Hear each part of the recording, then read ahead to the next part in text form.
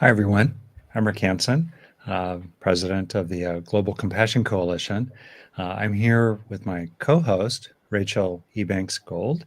Hi, Rachel. Rachel's beaming in Hi. from the Canary Islands. I'm beaming in from Northern California. And Susan Bauer-Wu, Dr. Susan Bauer-Wu, our guest here, is beaming in from the beautiful fall leaves of the East Coast of California. So, Susan, we're so glad you're here. Thank you. Um, I'll offer a little introduction for Susan. I'll read her bio and then we'll jump in and uh, really invite comments and questions from those watching. You can interact with the chat features as you know how to do so that we can see your comments and questions and bring you into the conversation. As we were saying among the three of ourselves just before beginning here, there's no topic, the climate crisis, that is more urgent and important. It's right at the intersection of urgent and important. And it's hard to think of anything more consequential, including the ways in which the consequences will stretch into the future as new ways of thinking about preventing suffering come into the foreground. One of the ways to think about it, of course, is to think about the prevention of future suffering stretched out for centuries, even millennia to come. So we have with us a real thought leader in this space, someone who's gathered together tremendous inputs from others, and I'm really looking forward to this rich conversation. So, Dr. Susan Bauer-Wu is the president of the Mind and Life Institute, an organization co-founded by the Dalai Lama to bring science and contemplative wisdom together to better understand the mind, foster dialogue, and create positive change in the world. She is an organizational leader, a clinical scientist, a mindfulness teacher, and author of a new book, A Future We Can Love, How We Can Reverse the Climate Crisis Through the Power of Our Hearts and Minds. So, thank you, Susan, for being here with us. And I want to put a shout out to the Mind and Life Institute, which I've appreciated and honored for 30 years-ish now. And it's a great leader in the world. It's absolutely top tier. And we're also very honored that it's part of the Compassion Coalition. So, Susan, thank you. Thank you so much, Rick. It's a real pleasure to be here. Congratulations on the great work that you're doing with the Global Compassion Coalition. Yeah. Happy to be here, happy to talk about this important issue. I'm actually in Charlottesville, Virginia, East Coast, United States. And it's an absolutely beautiful fall day here. And you would not know that we are actually facing a climate emergency. Yeah. So I'm happy that we're here to talk about it and to lift up the issues. And nice to meet you, Rachel. Lovely to meet you too, Susan. And what a fantastic, amazing book. And I'm really excited to speak more about your work. But before we go into that, I was really, I found it interesting that you started your career as a registered nurse and you worked in oncology and end-of-life care. And so I was just curious in terms of how mindfulness and compassion kind of was maybe cultivated during that time or influenced your later work, and just to hear a little bit more of a background on you. Yeah. My first career was as a registered nurse, and I started out in oncology and spent some time in psychiatry and then hospice and end-of-life care and palliative care. Did that for 10 years before I pursued my PhD, exploring mind-body science and interdisciplinary science at the time was called psychoneuroimmunology.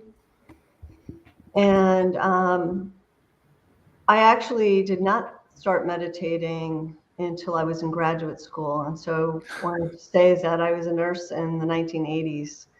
Starting the early 80s, and mindfulness and compassion were not formal practices and a thing as popular as they are now. Of course, they were a thing going back 2,500 years, and the Buddhist practitioners were deep in it, but I didn't get exposed to it until after, until I was about 29, and have been meditating since then. So End-of-life care, I actually think naturally that nurses and people engaged in healthcare are very present. That one of the most important things, of course, you need the medical knowledge and the skills to provide safe care and to keep people comfortable and to help them recover. But I think the most important thing that we look for is presence, and a compassionate presence.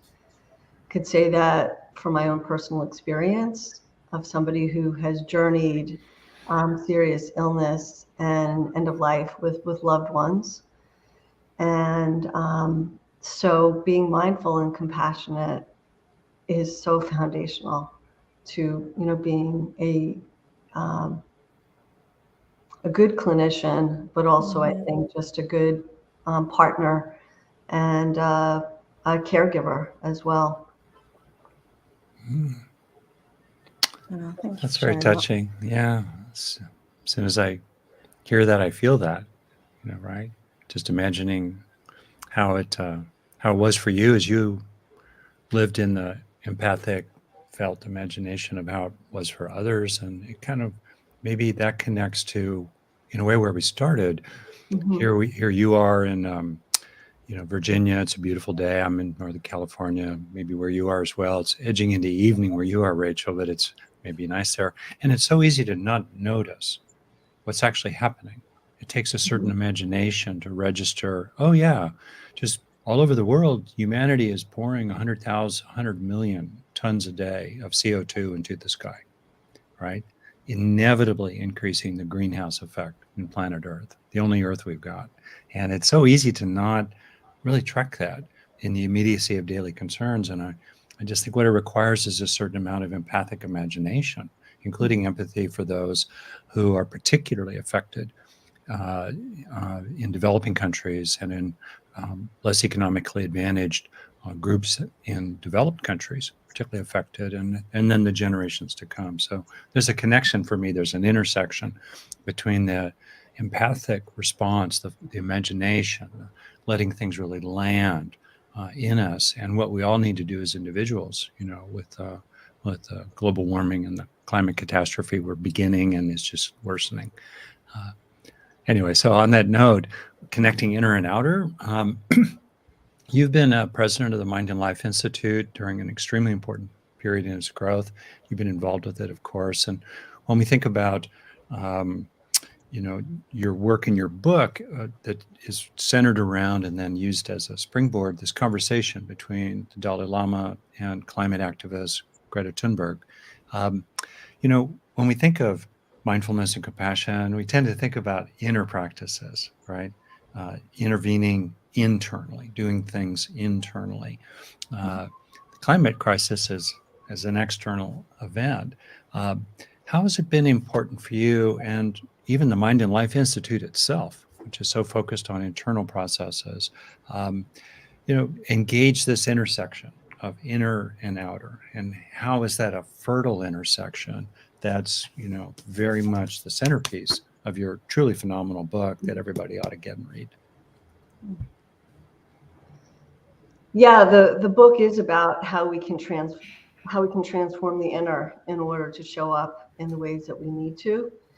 And there's 8 billion of us, and if we look at how each one of us, or even a percentage, 3/4 of us can show up and make a difference, it actually adds up and it can make a big difference. But when I think about contemplative practices such as mindfulness and compassion training, the two ways that I think that they really make a difference, I think it boils down to, is seeing clearly and also having a compassionate heart. If we just kind of distill it down, that's the foundation of it. So if we can kind of get out of our own way and to see things clearly, we won't, first of all, take things for granted. And that also connects, with my background in end-of-life care, is I think that when we begin to really be honest with ourselves and realize that this life, our own individual life, and our collective humanity's life on this planet and all the beings that are on this planet, all the lives are precious. And we need not take it for granted. And I think that contemplative practices help us to not take things for granted. At least I hope that that's what they do. I could say that's what they've done for me. And with seeing clearly, we begin to notice the changes that are happening instead of trying to ignore, suppress, or not even notice the changes that are so obviously happening. With global warming and the extreme weather patterns. If we see clearly, we can also notice our interconnectedness with everything in this planet and our shared universe, our shared atmosphere. So the air we breathe isn't just magically here. The air we breathe comes from the plant life and the tree life. And we have this reciprocal relationship with the trees. Just a simple example, the water we drink, the food we eat, the soil where the food comes from, or the animals or the marine life that we may eat or choose to eat. All these ways is that we are nature. We are nature. Mm-hmm. We're not separate from nature. And I think by seeing clearly, we begin to see our interconnection. And then the other part of inner cultivation that you were pointing to, Rick, is cultivating a compassionate heart. Because when we begin to see clearly and realize that actually there are others who are suffering more than we are as it relates to the climate emergency, or we need to realize we're in it together and we're not alone.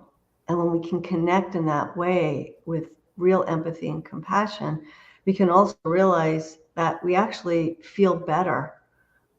Instead of feeling so alone and isolated, we can actually, our hearts can expand and hold it all, the goodness and also the heaviness. Yeah. You used a word there that's really been central for me personally and professionally for, I don't know, 30, 40 years, cultivate.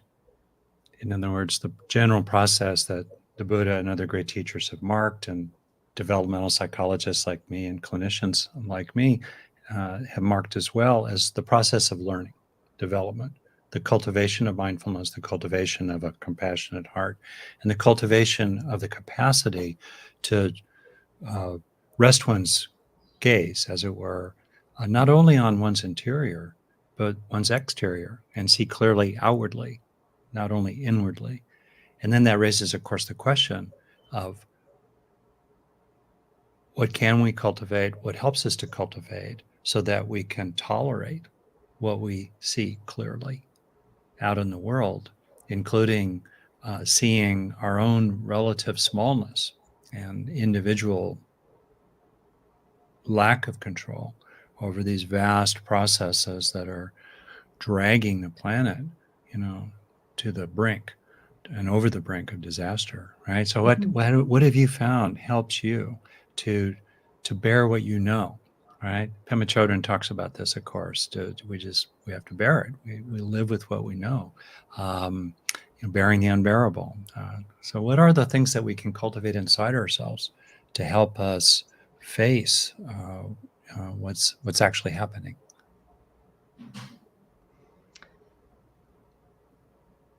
Yeah, I know there's somebody who's been very involved with the Global Compassion Coalition. That's Margaret Cullen.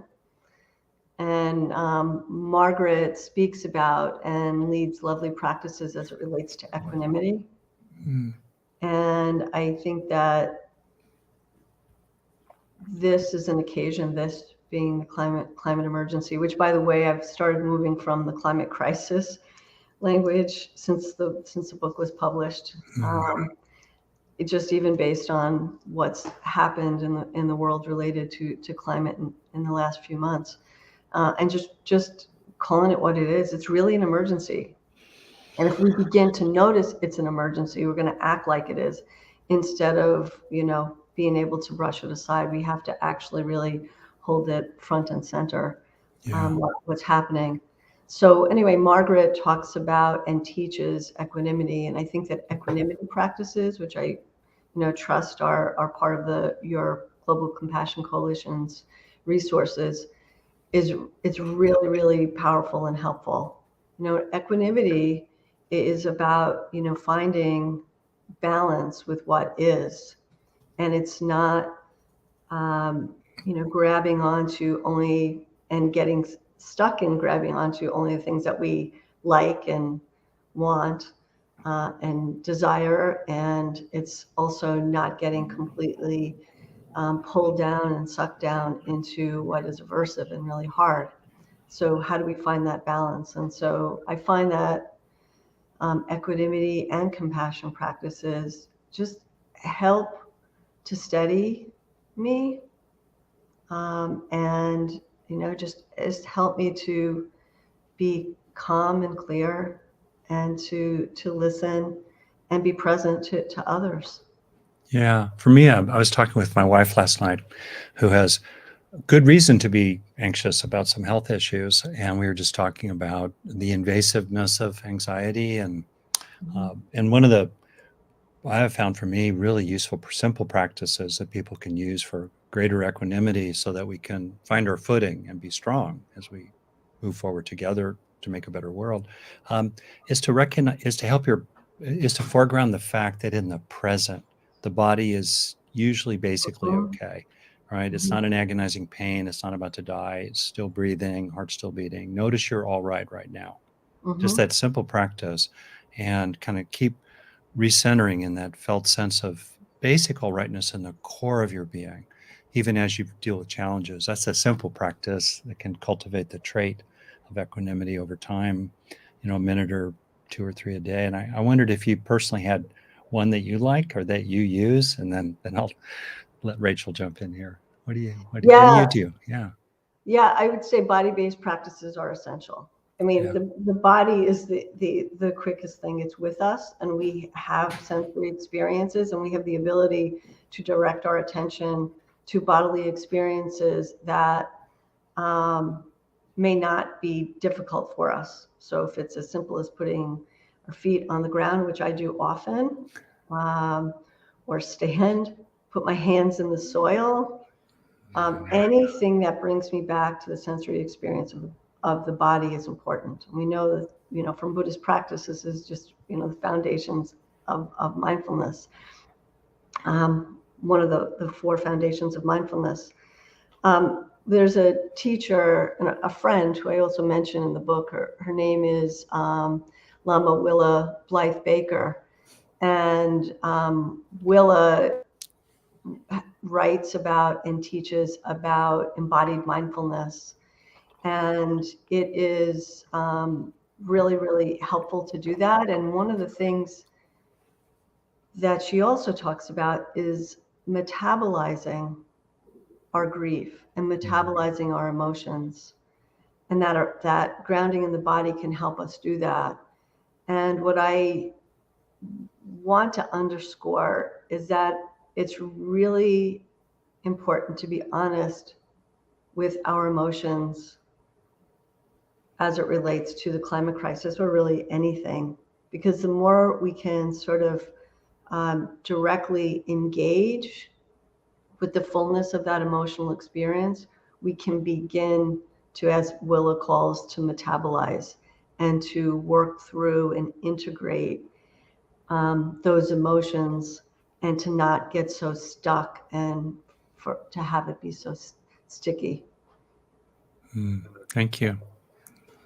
Yeah, I think that's a really important point. Whatever kind of struggle we're having, and this definitely relates to the struggles of facing the reality of this issue, just that ability to allow ourselves to feel what we're feeling, in order to kind of help those emotions move through, so that we can kind of get to a place of, okay, well, now what can I do, rather than sort of freezing. And I found when I was reading the book, the really powerful shift for me was the mention of kind of sometimes we can just think about what's going to happen to us and like worry about, well, what's going to happen to me or my family or my city, and actually just coming back to that idea of shared humanity. And in that, there's this kind of instant shift into courage rather than being frozen. And I found that really powerful to just remember, like, that we are all experiencing this. And also I think when we consider that actually a lot of the populations who are less fortunate than a lot of us in the West are those who are actually bearing the brunt of climate change, you know, to the greatest degree.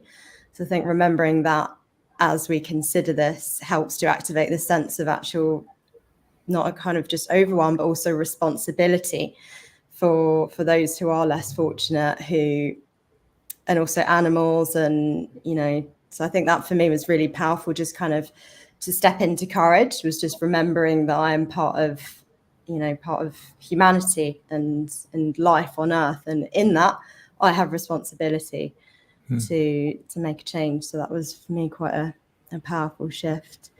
Susan, in terms of clear seeing, I was just wondering, you speak about feedback loops and that being quite a powerful thing that a lot of people aren't actually aware of, and that maybe if we were, we would kind of be more active. So I was just wondering if you could share anything on feedback loops that would be helpful, interesting, powerful for our audience. Sure. Thanks, Rachel, for sharing your reflections. I want to just begin with a response to something you shared. We who are living in the modern Western world and are privileged not only have a responsibility, but to do something about it. We have a responsibility to take a look at how we are part of the problem. Mm-hmm. Not only part of the problem, we're usually the problem, honestly, and that does relate to human feedback loops, which I do talk about in the book. And so there are climate feedback loops and human feedback loops. And the climate feedback loops, there are several feedback loops, and essentially what they are is that the warming of the Earth is actually accelerating more warming. Okay, so the global warming is creating more global warming. And so what does that mean? What's an example? All of them speak to me. I'm trying to think. Let me just ask you, since you've both looked at the book, is there one feedback loop that you particularly like? So we have the disappearing trees. We have the spoiling food one, which is a permafrost. Jet stream. Any preferences? Like the trees or the permafrost? I'm kind of nervous about the Gulf Stream moving around, which is going to affect Rachel for sure. Yeah.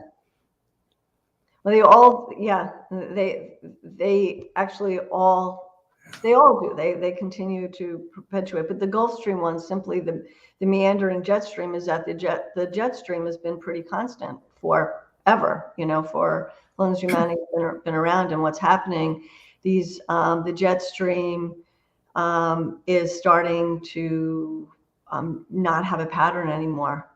And it's you mean up in the sky, the Gulf Stream down in the ocean, the jet stream in the sky. Yeah, in exactly. The sky, right, exactly. And they relate, obviously. But that basically, because it's more of a flattening of the jet stream, and essentially the warming, there's not such extreme weather, extreme temperatures in the poles. And so that makes less of a jet stream. And by doing that, we have more extreme weather patterns.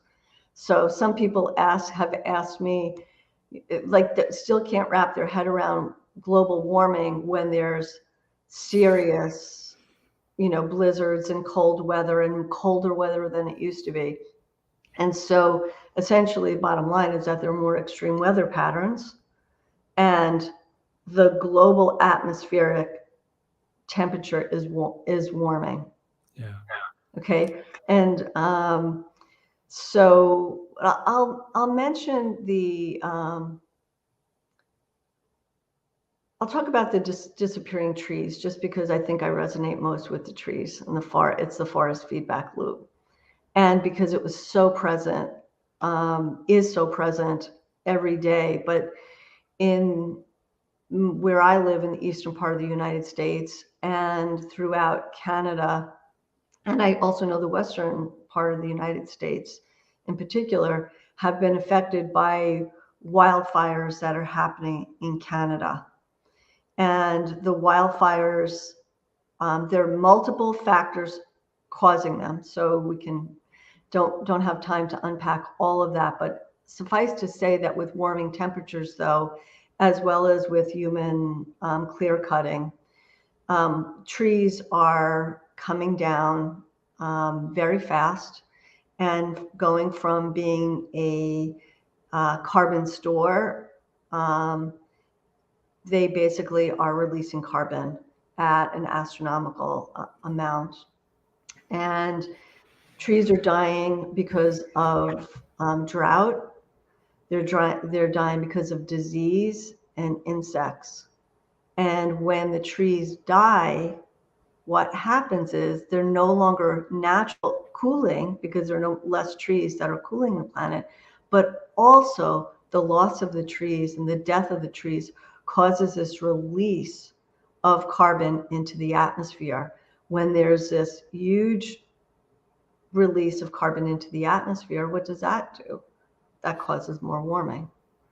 And then more warming causes more tree death, etc. Same goes. Vicious cycle. Yeah. It's a vicious cycle. Same goes with the thawing of the permafrost, which is melting, 90-degree days in the Arctic now, and land that has been frozen for thousands of years is thawing, and it's releasing methane. Methane is the stores of the frozen animals and plant waste that have been there for, hundreds of thousands of years. Same goes there. Same goes with the melting of the sea ice, so etc. All of those, the more that things are melting and losing, the warmer it gets. The warmer it gets, the more they melt, the more trees die, more permafrost thaws, etc. I talked to a U.S. grasslands scientist 30 years ago or something, and someone he consulted with Mongolia and states in America that have grasslands, and even then, 30 years ago, he said people were starting to use the term global weirding. Yeah. Weirding. You keep pouring heat into a system, you perturb it, you get more and more discombobulation, extremes of this or that, and then the system itself starts moving away from its healthy prior set point to a hotter and hotter and more problematic one. And along the way, there's a lot of weirding. That phrase sure stuck in my mind. Yeah, exactly. Actually, that reminds me, I'd like to just do a shout out for a couple of resources that I think are really helpful. So there's a climate scientist and a science communicator, climate scientist and a science communicator named Catherine Hayhoe. I think her name is Catherine with a K and then Hayhoe. I highly recommend you looking her up and checking her out. She communicates about climate and solutions for everybody, no matter what your background is, what your beliefs are. She does it exceptionally well. So she's a really great resource. And then to learn more about climate feedback loops, besides the book, the real impetus for our event with the Dalai Lama and Greta was the launch of these free films on climate feedback loops that are freely available online with subtitles in 30 languages. And if you look up climate emergency feedback loops, you will be able to find it. And highly recommend them. They're 5 short films and chock full of information. That's great. We can also link to those in the Global Compassion Coalition website, and we have a whole section on climate. And great. I'll give you the correct URL for that, because I don't want to say it and it not be right. So, okay. Thank you. Yeah. So Rachel, go ahead. I didn't know if you wanted me to talk about the human feedback loops too, or did you want to reflect first and then I can share? The thing I was just about to ask was around, so once we kind of have the clear seeing, so we've got this heightened awareness of what is actually going on, how do we then move from, like, what next would you like us to know in terms of hope, I guess, and the capacity for change? Well, I think before we jump to hope, I'd like to say a little bit more about our role and us being part of the problem.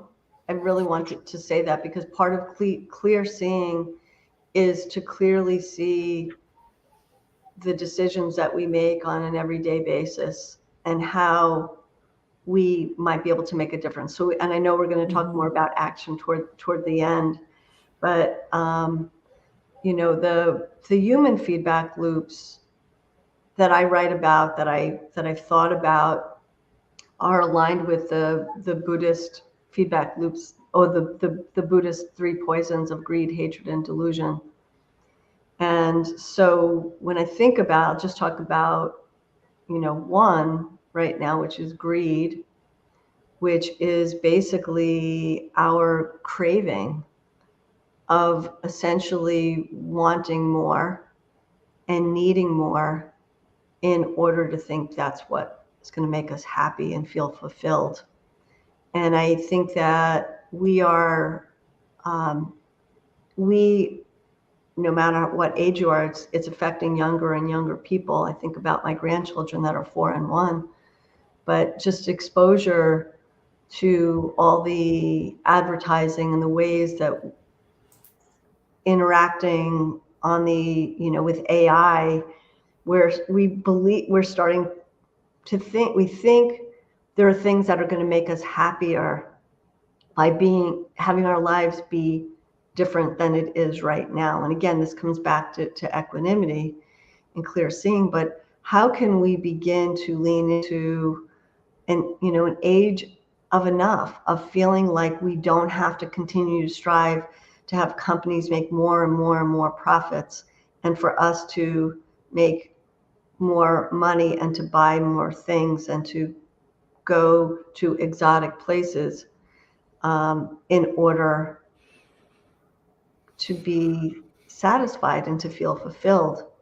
And so it's coming back to and seeing clearly what really does make me happy, what does make me feel fulfilled. And if I had, you know, one wish for all the young people in the world, it's to feel that they are enough and they are loved who they are, how they are right now, instead of continually striving for something that's never achievable. How do you think that greed is connected to our disconnection from the earth? You know, you write so much and so beautifully in your book about our chronic modern, especially more so-called, you know, technological countries, disconnection. So people wandering around like the realm of the hungry ghosts, you know, who are disconnected and thus greedier. How do you see that as a feedback loop? You know, and then the greed creates more disconnection, which drives more greed. Yeah. Well, one of the other feedback loops, which is the Buddhist poison of delusion, which is essentially, you know, not clear seeing that we're all interconnected, that we are nature. You know, we're part of nature, but we really are nature. And so being able to see that. But I think that greed is that I think that our minds have been hijacked by thinking that we're separate, and also that something externally is going to make us be happier. And we know that the countries that have, you know, the highest means and the GNP aren't necessarily the happiest people. They aren't the happiest. They're actually, you know, the research shows that, you know, once you get to a certain level of income and having enough, that's enough. And then when you go beyond that, it actually creates more suffering and less happiness. Yeah, I think of the poignance of just the last 500 years, the last 100 years of technological and industrial development, creating more stuff, genuinely, a lot more stuff, Stuff, yeah, that then somehow has fed the beast inside that wants more still. So then, which furthers our disconnection from a rootedness in nature, in the earth, and each other, yeah, right? Which then, maintains that sense of emptiness or discontent inside that drives greed further, which generates even more technologies that disconnect us even further from the earth and from each other, driving even more greed. yeah, yeah.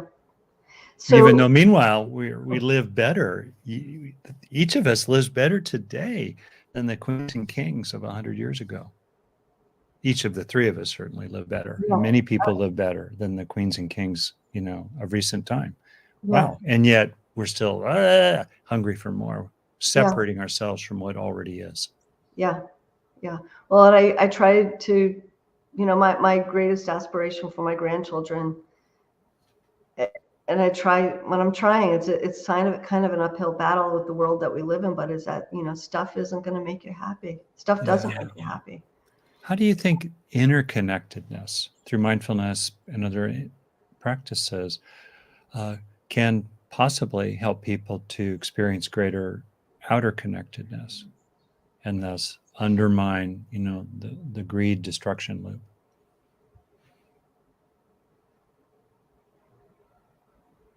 I think in a really practical way is we need to to get outside and to literally feel nature, to feel it on our faces, to feel a deep groundedness. I think we absolutely need to do that. Yeah. I think also that when people feel divided internally, I speak also as a therapist here, it's very easy to experience and to feel that you're divided externally from others, the trees, the land, the natural cycles of life. And so the general process of coming home to the whole of yourself internally, becoming increasingly internally connected can, for many, kind of open pathways for them to be more receptive to their external connections, including with other people. Absolutely, it goes back and forth. Whether being more integrated and feeling inner whole can help us to feel more connected outside with the outside world and with others, and also by getting out of our heads and just sort of going out and looking into the eyes of a stranger. Looking at the awesome of a tree or a sunset or even the rain, that actually can also help us to feel more integrated and whole as well. Yeah. So Rachel, I'd love to hear your thoughts on some of this. Yeah, I was just thinking that in a way, this like most or many challenges in life is kind of like a doorway back to ourselves. And then I also was thinking about the idea of like nature deficiency disorder and just how over time we've, children are playing less and less in like fields and more, at home on the computer, and the rise in kind of behavioral issues and psychological issues associated with that lack of connection. And so I kind of see this our conversation as like an invitation for us to kind of get back to nature and also to each other, and in so doing, like becoming more connected to the basic like pleasures of life. So kind of speaking to your thoughts around us like needing less, And then in addition to that, kind of feeling that sense of compassion being that ignition for courage to act. So I could just see there's just lots of opportunity for us to almost like heal ourselves, our connections with others and the earth. There's like this sort of multi-layered opportunity. Yeah, absolutely. You know, I think it's want to underscore that those of us that are in the global north need to be aware that need to open our awareness that other parts of the world, particularly the global south, are really affected deeply by climate change and the particularly the rising temperatures and drought. And you know, we share one atmosphere. There's one, you know, it says holiness says it's our only home. And how can we, you know, be aware of creating, you know, equity and, you know, the basics of food and water and, you know, shelter for other parts of the world that are basically affected by what the global north is actually doing. So I'd love to actually, you know, also hear your thoughts on that.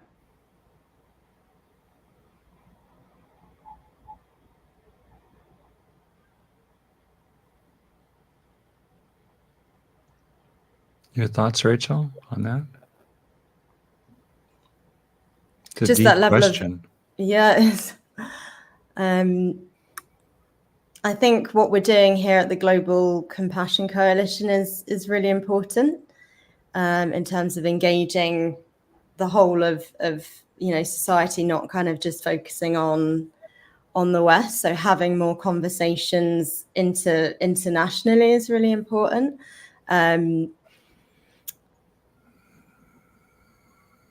But I just wonder if you have any thoughts on, in terms of like systemic or kind of at the societal level, things that need to change in order to kind of maybe almost give hope to more individuals to act almost. Yeah.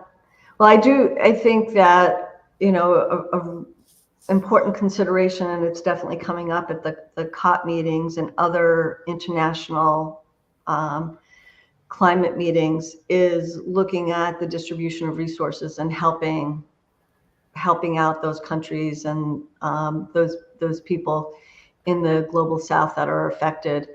And so to continue to encourage that and to, you know, speak up and to say that we, you know, that absolutely must happen. So I think to really move the needle and to make a difference in those countries and communities, we need to, you know, have pressure that's more on a larger scale, and to, you know, make, you know, multinational companies more accountable, and having carbon taxes and so those are like really big issues that are absolutely important. But I think that, you know, many people that are joining us are, you know, thinking about their own lives and also what they can do as individuals. And I think that we can't underestimate the power of individuals as well. You know, all the great things that have happened in this world have happened because of, you know, small groups of people who have rallied together to begin to create movements and to create change. I'm, you know, reminded of Wangari Maathai from Kenya, who had won the Nobel Peace Prize. But I believe it was in the 70s, you know, she came back to her village in Kenya and noticed that the trees the sacred trees that were there when she was a child were gone, and that there was drought and there was no livelihood for the communities, and particularly the women and the children were suffering. And she began what is now called the Green Belt movement, which was collecting just a few seeds from native trees and beginning to plant them. And now, you know, there have been well over 50 million trees that have been planted all over the world. So, you know, it begins with us noticing what is happening around us and what can we do. And I know I'm beginning to do that, even though I talk to people all over the world. I'm looking at what I can do in my own community, and it's been especially meaningful. It's like I don't feel so alone. It feels actually way more powerful because it's also tangible. Yeah, definitely the power of just taking action, asking that powerful question, what can I do, rather than just, you know, getting frozen in fear. We've had a question from Laurel, who asks, what was the resource that you spoke about? I think that was about the films. Mm-hmm. If you do a Google search for climate emergency : feedback loops films, you will find the resource. And the Global Compassion Coalition is going to put the actual URL on the website. I think it's feedbackloopsclimate.org is what I think. It might be .com. Okay, we'll make sure to put that up. Yeah, over 30 languages with subtitles. So I know that you have a very global audience. So it will be accessible to people in all countries. They also have guides for teachers and communities to be able to use the films and to have discussions about them. Thank you. I'll definitely check that out. Mm-hmm.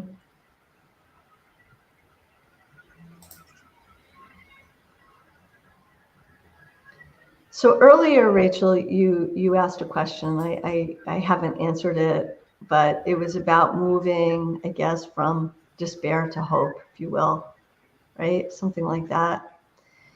And so I'd like to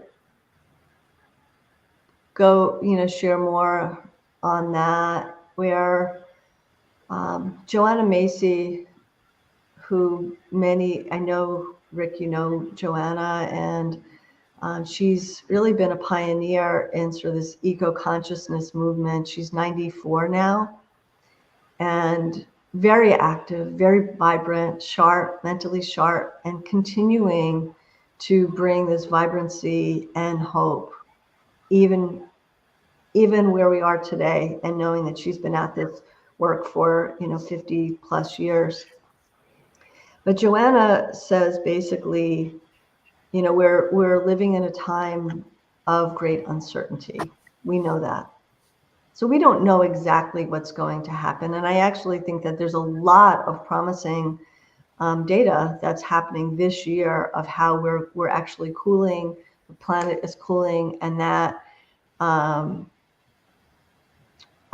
green energy is happening at a much faster pace than we had projected. But no matter what, it's a time of uncertainty. And what Joanna says is that with uncertainty, there's possibility. And with possibility, there's hope. And hope meaning that humanity isn't totally doomed, and that all the living beings and all the different species aren't all going to die.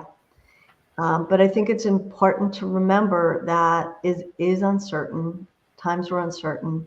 There's possibility and there's hope. At the same time as recognizing that there's loss and there's despair, there is going to be tremendous suffering. It's not going to be equally distributed. There is going to be suffering. There's going to be extreme weather, and we are going to need to make changes and move from our lives of comfort and business as usual to living different, living in a different way. So both are true. And, in the third section of A Future We Can Love, the book, I talk about these two sides of the coin, where one side is heartbreak, which is the grief and the despair and the changes that are hard for us. And on the other side is wonder, And wonder is looking into possibilities. It's envisioning a world. Yes, it may be different, but you know what? It may be better than it is now. It's like my work in end of life care. I've seen people who all of a sudden they know that their lives are limited by, by weeks or months, and actually begin to realize that they're living more fully and appreciating the life that they have, and are seeing beauty and feeling love that they never experienced before. And I think that this climate emergency is an opportunity to do that as well. Yeah, thing I'm struck by is Rachel. We've not ever done it this way, but I'm going to ask you a question, a personal question, because I think you're the youngest of the three of us, and the one who will most inherit the future. And I think about my kids and your grandchildren, Susan. And one of the things I've been struck by is what's been a necessary condition for systemic change. It's almost always been the formation of a large effective coalition. I saw that with the anti-war movement in America in the 60s, civil rights movement, women's rights, and so forth. And so, Rachel, as you look to the future, and this is, of course, the central motive behind the Global Compassion Coalition, but as you look to the future as a younger person who's going to be living into a lot of stuff that I won't be around to live into, how do you imagine the necessary movements emerging of individuals around the world, particularly younger people, coming together at a scale that's big enough to be strong enough to really address the climate emergency, including in the face of powerful forces that are making billions of dollars every day from dumping carbon into the sky?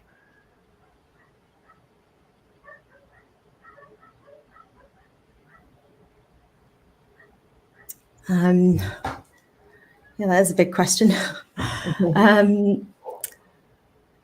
I guess, first of all, just awareness and just more open conversations like this, so talking to friends, talking to neighbors, having more conversations, and just starting in small ways. And I think with, social media and how connected we are, yet, disconnected in some ways, there is so much potential there.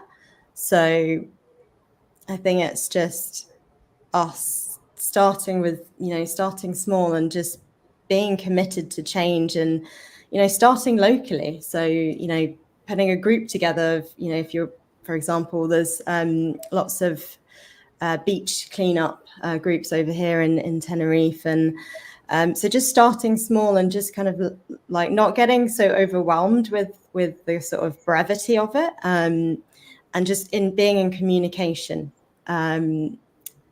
because the more we see action, the more inspired we'll be to make our own commitments personally, and kind of in larger groups. So I think it's just important for us to have conversation and just take small actions where we can, and just believing that from that things will grow. But it's a big task, but I think it's about individual responsibility, but also remembering that we don't live in isolation, and just kind of inviting conversation with those around us. Did anyone else have any thoughts? Yeah, I'll add to that. Thanks so much, Rachel. I agree with you. It really begins with, what we have control over, and the communities and the people that we touch every day, whether it's in person or it's through, it's virtually, or through, social networks, social media. But there's somebody named Karen O'Brien that I really, really appreciate her thinking. And she writes about and does research on something called quantum social change. And I think that's kind of what we're talking about here. And it's really how, each one of us has our spheres of influence, and then those we influence have spheres of influence. And she wrote a book. I believe it's freely available. She has it freely available online, and it's called "You Matter More Than You Think." I think it's going into its second printing now, and recommend those resources. And just think about the idea. And Rick, I think about what you're envisioning with the Global Compassion Coalition. I think that Karen's work with quantum social change really resonates. That's great. Yeah, it's also something we haven't really named yet is anger. Mm-hmm. Anger, outrage, anger, the inequities. Obviously, so much of the primary source of the greenhouse gases we have and are continuing to be produced really have come from the industrial northern countries of the world in terms of northern hemisphere, and yet now they are asking people in the global south to slow down their rate of development. And even as the people in the global south are being hit in many ways hardest by the climate emergency that people in the northern hemisphere have created. As you've seen recently, there's just been a huge resistance in northern wealthy countries to provide what for them is almost like a rounding error in their annual, federal budgets to provide aid to countries in the global south that are hit really hard by climate emergencies. So things like that make us angry, make people angry, young people angry, inheriting a whole carbon debt that their parents and grandparents just willy-nilly generated, but they now have to pay the price for it. So anger. Any suggestions, Susan, about how to practice with the anger around this that I know many people have, me included? Yeah, well, anger and sadness are on a continuum, and it's right for us to feel sad and to feel angry. Right, but it's understandable. And I think that the practices of grounding of mindfulness, various mindfulness practices, and cultivating equanimity are absolutely critical. The other thing is that it's so important for us to connect with others and to not just work on our own inner transformation and keeping it to ourselves, but actually connecting with others, talking with others about our feelings, and also coming together with others to mobilize our actions. Because I think that by staying alone and being by ourselves with our strong feelings, whether it's anger or sadness, and anxiety and everything in between, being alone with it actually just continues to magnify it, I think.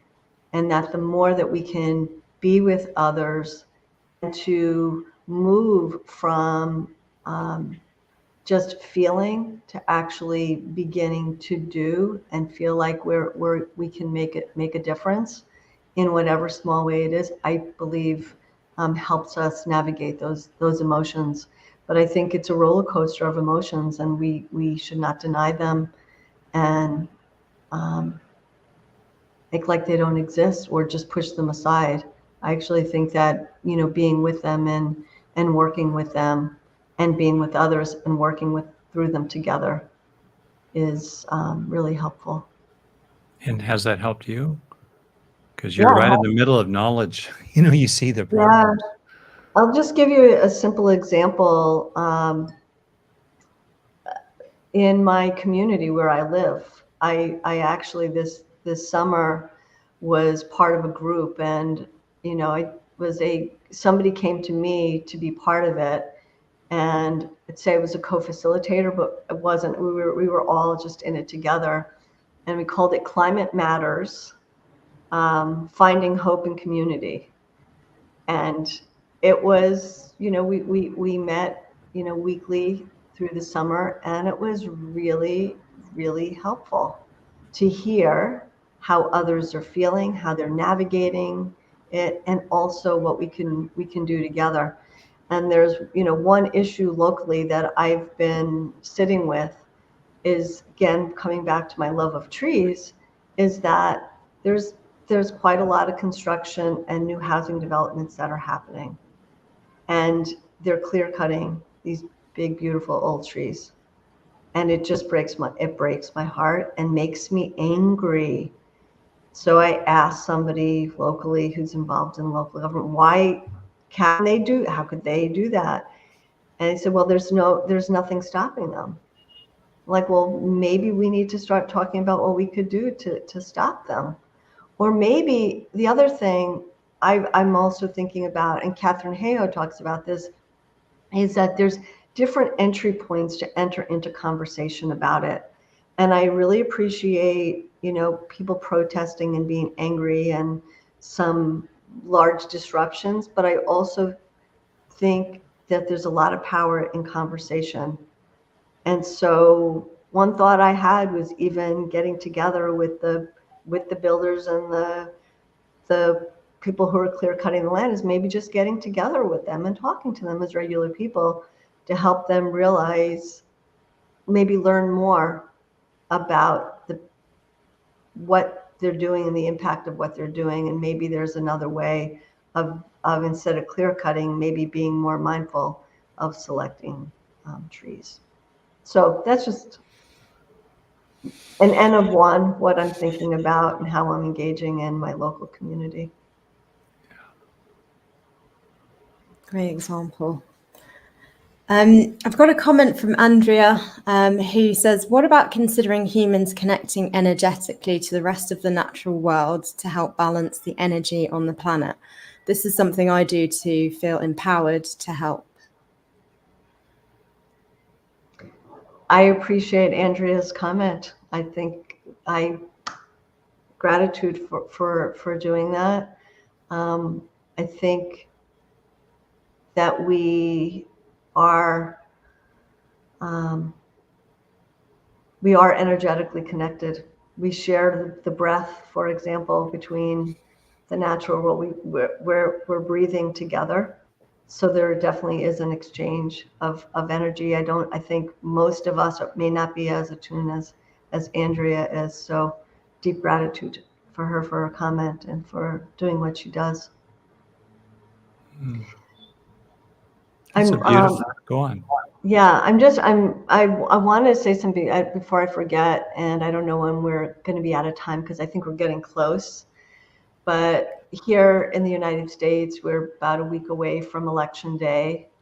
And I mention that because of the many climate scientists that I've spoken to, if you ask them what's the most important thing we can do, what they will say, it's voting. And it's voting for leaders who are really ecologically minded, climate minded, recognizing the importance of big decisions and impact on multinational companies and government policies. They say the most important thing we can do is to vote, and to vote for leaders who have that kind of consciousness and to keep them accountable. So if, those of you that are listening are fortunate enough to live in a democracy and be able to vote, please keep that in mind. Locally, and also state, regionally, nationally. Yeah, thank you for finishing on that note here. Both are energetic connections, including subtle ones with others and the whole web of life. Beautiful. And also emphasizing something that we can do individually that can have policy impacts at a large scale, including doing things individually with others to help to mobilize more civic engagement, certainly including by young people who have the lowest voting rates of any demographic group. So definitely that. Well, this has really touched my heart, Susan. I kind of came in with thoughts, etc., and what I'm left with is a lot of feelings. And I want to thank you for that, and thank you as well, Rachel, for the depth that you've brought to this. Yeah. Yeah. Well, thank you for having me. Thank you for your interest in this topic, and also thank you for what you're doing to really create a large movement of compassion worldwide. That's what we need. Yeah. Yeah. And to just put a shout out for something that's that I've often thought about. There are millions, really, of wonderful organizations that are doing things individually, including, let's say, in the environmental space or on the climate emergency. I'm not particularly aware of any large-scale alliances that have sufficient resources to start making things happen, if only at the level of encouraging civic turnout, voter turnout, civic engagement. That would be a thing they could do. Driving media campaigns that could be well funded only if the top 100 or 1,000 environmental organizations pooled some resources together. So if anyone's listening and wants to pursue that notion further, to me, that's what there is really to do. We have tons of individual wonderful things. We don't have much of a global coalition for the climate, for the earth, for the planet that can stand against these entrenched forces that are making money every day, by burning carbon. So on that rabble-rousing note, I want to thank everyone for participating. Rachel, do you have a final thought, final feeling? Just thank you, Susan. That was really interesting. And my main kind of takeaway is one, feeling the whole range of emotions. So I love how you spoke about, there's grief and there's frustration, but there's also hope and possibility, and just kind of holding both of those in mind. And then just the idea of connecting, having conversations and acting together, and the power of that. So thank you so much. Yeah. Thank you, Rachel. Thank you, Rick. Thank you, everybody. Goodbye, everybody, for now. Bye, everyone. Thank you.